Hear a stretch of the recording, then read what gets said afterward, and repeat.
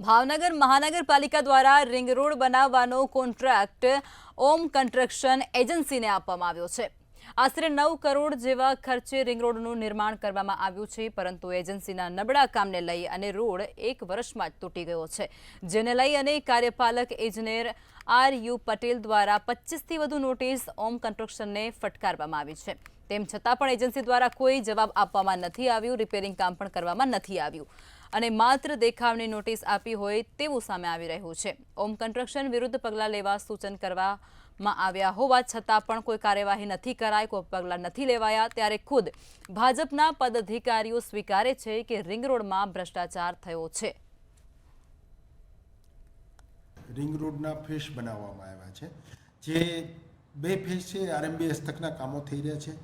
આપણે અત્યારે જે વાત કરી રહ્યા છીએ મંત્રેશ કોમ્પ્લેક્સથી રવેચી ધામ સુધીના રિંગ રોડની વાત હતી। જે તે વખતે નોડલ એજન્સી આરએમબીએ આ નોડલ એજન્સી તરીકે આ રોડનું ડેવલપમેન્ટ કર્યું હતું। ગેરંટી પીરિયડમાં હોય આમાં બંને મેયરશ્રી અને હું બંને સ્થળ વિઝિટ ઉપર ગયા હતા। જે તે વખતે રજૂઆતો કરી હતી। ગેરંટી પીરિયડમાં હોવા છતાં કાર્યપાલકશ્રીએ એમાં કોઈ કારણોસર ધ્યાન ન દેતા અથવા એની નહીં કરાવવાની મેલી મુરાદના કારણે આ રોડની પરિસ્થિતિ ખરાબ થઈ। આપણે 17 કિલોમીટર રિંગ રોડ છે, અડધું કામ પૂર્ણ કર્યું હતું, પણ મને એવું લાગે છે એ કામ પણ નબળી ગુણવત્તાવાળી વસ્તુ વાપરવાને કારણે આખો રિંગ રોડ હજી સુધી પૂર્ણ કર્યો નથી। મતલબ આ કોર્પોરેશનના અધિકારી, આ સરકારી અધિકારી મને એવું લાગે છે કાંઈક ને કાંઈક ભ્રષ્ટાચારમાં ફસાયેલા લાગે છે। કોન્ટ્રાક્ટર પાસે પૂરતું કામ લઈ શકતા નથી, સારું કામ લઈ શકતા નથી। અને મને એવું લાગે છે ભાવનગરના લોકો સુરત, અમદાવાદ, બરોડા તરફ વળ્યા હોય તો એનું કારણ ભાવનગરનું ડેવલપમેન્ટ અટક્યું છે અને એ ડેવલપમેન્ટ હંમેશા સિટીના રિંગ રોડ ઉપર આધારિત હોય છે। અને આપણે રિંગ રોડ વર્ષોથી ચૂંટણીલક્ષી વાતો કરે છે, પણ હજી સુધી રિંગ રોડ પૂર્ણ નથી કર્યો અને જેટલો કર્યો એ પણ તૂટી ગયેલું છે ને હવે સરકાર બીજા 9 કરોડ ફાળવે છે। ભાવનગર શહેરનો પ્રથમ રિંગ રોડ જેનું ફેઝ 1નું કામ કરોડોના ખર્ચે કરવામાં આવ્યું હતું, પરંતુ જે રિંગ રોડ ભાવનગરના મંત્રેશ કોમ્પ્લેક્સથી ભાવનગર રોવાચીમાના મંદિર સુધી જે જઈ રહ્યો છે તે રસ્તો નિર્માણ કર્યાને થોડાક સમયમાં જ બિસ્માર બન્યો હતો। ત્યારબાદ રસ્તાની હાલત જે દેખાડ્યું કે આમનામ છે। જે ગેરંટી પીરિયડ છે તે 5 વર્ષનો હતો।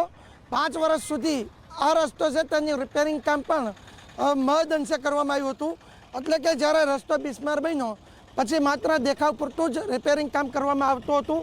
એનું કારણ સ્પષ્ટ કહી શકાય કે જે મહાનગરપાલિકાનો આ રસ્તો જે છે તે આરએમબી હસ્તક બનાવવામાં આવ્યો હતો અને આરએમબી હસ્તકે જે કન્સ્ટ્રક્શન છે હોમ કન્સ્ટ્રક્શન તેમના દ્વારા જે આ રસ્તો નિર્માણ કરવામાં આવ્યો તેને 27 નોટિસ પાઠવવામાં આવી છે, પરંતુ 27 નોટિસ પાઠવ્યા બાદ પણ કોઈપણ જાતના જે કહી શકાય કે કડક પગલાં છે તે લેવામાં નહોતા આવ્યા।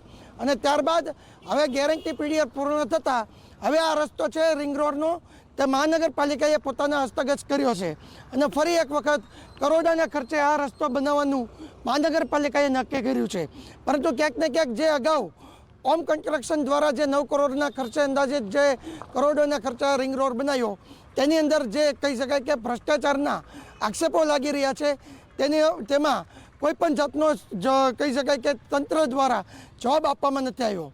મહાનગરપાલિકાના ચેરમેન પણ કરી રહ્યા છે કે ક્યાંક ને ક્યાંક કોઈ કારણોસર આરએમબીના જે કાર્યપાલક આર.યુ. પટેલ ઇજનેર છે તે આ એજન્સી વિરુદ્ધ કેમ પગલાં ન લીધા અને આ નબળું કામ થવા છતાં પણ એજન્સીની વિરુદ્ધમાં કોઈ કયા કારણોસર પગલાં નથી લીધા તે તેમને ખબર નથી પડતી। પરંતુ હવે જનતાના પૈસે જે કરોડોના ખર્ચે રિંગ રોડ બન્યો હતો, ફરી એક વખત મહાનગરપાલિકા કરોડોના ખર્ચે આ રિંગ રોડનું નિર્માણ કરશે। હિરેન ચૌહાણ, મંતવ્ય ન્યૂઝ, ભાવનગર।